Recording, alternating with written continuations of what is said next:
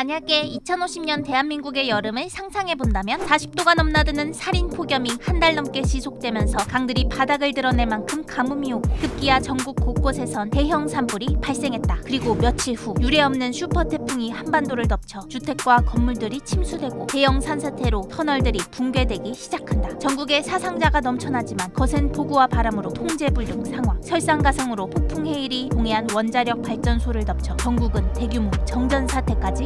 상상만 해도 매우 끔찍한 상황인데요. 더 끔찍한 사실은 이게 결코 과장된 시나리오가 아니라는 거죠. 재난이 꼬리에 꼬리를 물고 도미노 현상처럼 벌어지는 것을 복합재난이라고 하는데요. 오늘 저 사바나캣이 복합재난에 대해 빠르게 알려드릴게요. 복합재난이란 재난이 동시에 오거나 하나의 재난이 발생한 후 그와 관련된 영향으로 인하여 다시 재난이 발생하는 것을 의미하는데요. 최근에 일어나는 대부분의 재난들이 복합재난이라고 할 정도로 연쇄적으로 일어나고 있어요. 죽음의 땅으로 불리는 미국의 데스밸리 들어보셨나요? 이곳은 가장 뜨거운 바다인 원풀과는 반대로 가장 뜨거운 땅으로 불리는 지역인데요. 최근 몇 년간은 평균 기온을 훨씬 넘는 기록적인 폭염에 시달리고 있었습니다. 그런데 지난 8월 3시간 동안 비가 쏟아졌습니다. 비가 내리는 일이 거의 없는 이 지역에서 무려 1000년 만에 폭우로 기록될 정도였죠. 폭우 대비가 부족했던 데스밸리 지역의 기반시설 대부분이 파괴되는 피해를 겪었답니다. 폭염과 폭우가 동시에 그 지역을 덮친 거죠. 유럽도 이런 복합재난에서 자유로울 수 없었는데요. 유럽은 올해 강바닥이 드러날 만큼 극심한 폭염과 가뭄에 시달렸죠. 그 와중에 영국 런던에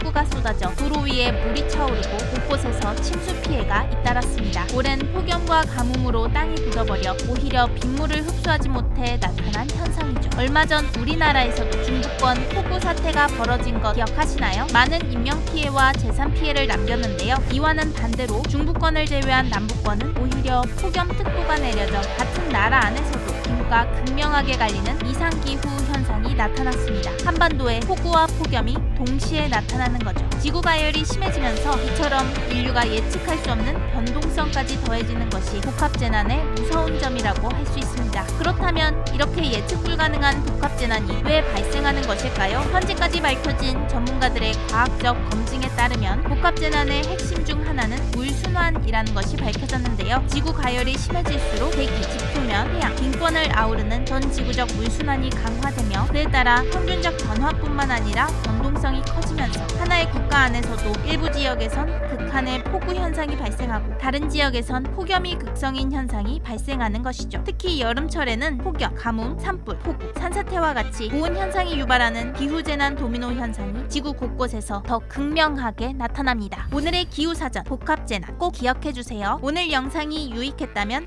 좋아요 쓱 눌러주고 가요. 사바나.